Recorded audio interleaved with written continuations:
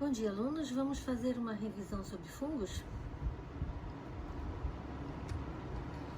Em 1970, os biólogos reconheceram que esses seres que são tão diferentes dos outros seres vivos, mereciam um reino só para eles, e aí criaram o reino Fungi. Atualmente são conhecidas mais de 70 mil espécies e a cada ano mais e mais espécies são catalogadas. Inclusive o maior ser vivo existente hoje na Terra é um fungo. Ele fica nos Estados Unidos e ocupa uma área de 6 milhões de metros quadrados. Estima-se que ele tenha entre 400 e 1000 anos.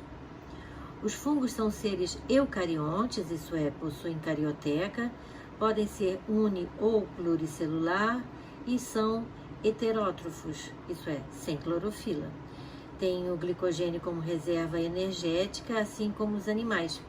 A maior parte tem a parede celular complexa e constituída de quitina, que é uma substância que também é encontrada no exoesqueleto de artrópodos. Nos fungos constituídos de filamentos, o conjunto de filamentos que compõe o talo é denominado micélio, e as unidades individuais são as hifas, que podem ser cenocíticas ou septadas.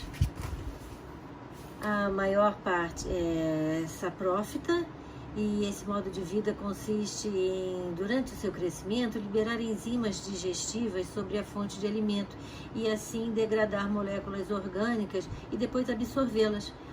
E esse fato é responsável pelo apodrecimento de diversos materiais. Mas também existem os fungos que são parasitas e assim causam doenças, que são chamadas as micoses.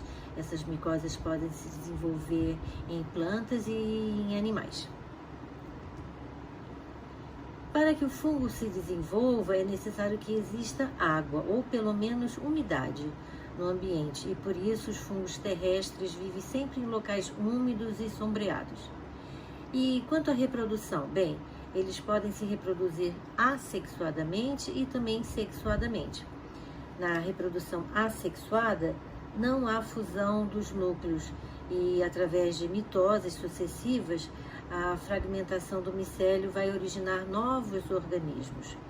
Além do processo de fragmentação, a reprodução assexuada dos fungos ocorre por meio de brotamento também, que é chamado de esporulação, ou esporulação também pode acontecer.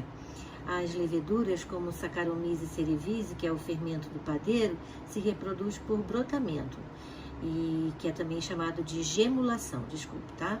Os brotos geralmente se separam das células, formando cadeias de células. Muitos outros fungos se reproduzem assexuadamente por esporulação, com a formação de células haploides dotadas de uma parede resistente chamada esporo. Um exemplo de fungo que sofre esporulação é o gênero Rhizopus, que é o responsável por estragar frutas, por exemplo. Já a reprodução sexuada se dá pela fusão de núcleos celulares haploides com a formação de um zigoto diploide, que vai se dividir por meiose para formar células haploides que se diferenciam em esporos. Os biólogos costumam chamar esses esporos de esporos sexuais, só para indicar que eles tiveram origem a partir da meiose de um zigoto diploide, diferenciando-os assim dos esporos que se formam assexuadamente. Muitas espécies de fungos apresentam formas sexuais distintas, designadas pelos sinais positivo e negativo. Isso quer dizer que esses fungos existem duas formas fisiologicamente distintas de micélio, sendo que o tipo positivo só pode realizar reprodução sexuada com o tipo e vice-versa. A reprodução sexuada dos fungos começa pela fusão de hifas, que se denomina plasmogamia, e posteriormente ocorre a cariogamia, que é a fusão dos pares de núcleos haploides, que vai originar os núcleos zigóticos diploides. Então, este se divide por meiose e vão dar origem aos esporos sexuais. Os fungos são muito importantes tanto na degradação da matéria orgânica, na reciclagem de nutrientes, e assim devolvem ao ambiente elementos químicos que estavam presentes nos restos dos seres vivos, né? Eles são, portanto, fundamentais ao equilíbrio da natureza. Entretanto, essa mesma atividade de decompositor pode ser um aspecto negativo, já que os fungos causam apodrecimento de roupas, de dormentes de madeiras nas estradas de ferro, de objetos de couro, como roupas, sapatos, bolsas, por exemplo, né? Na alimentação, os fungos têm grande importância na produção de bebidas alcoólicas, como cervejas e vinhos. Eles também participam da produção de queijos, como o camembert e o roquefort. E desde 1920 eles são usados na indústria farmacêutica para a produção de antibióticos. Mas existem fungos venenosos e aqueles que produzem substâncias de efeito alucinógeno, como a ergotina. Os fungos também formam associação de mutualismo com raízes de plantas leguminosas. Plantas leguminosas são aquelas que o fruto se chama legume. Nessa associação, o fungo consegue carboidratos para sua alimentação e, em troca, ele aumenta a capacidade de absorção de água e sais pela planta, né, de seiva bruta. Essa associação se dá o nome de micorrizas.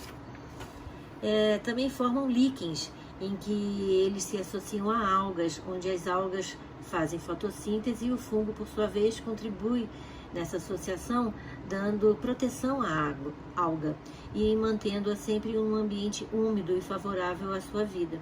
Entretanto, atualmente, alguns cientistas acreditam que essa relação não seja de mutualismo, seja um tipo de parasitismo equilibrado, em que as algas não levam nenhuma vantagem. Fica aí uma dúvida.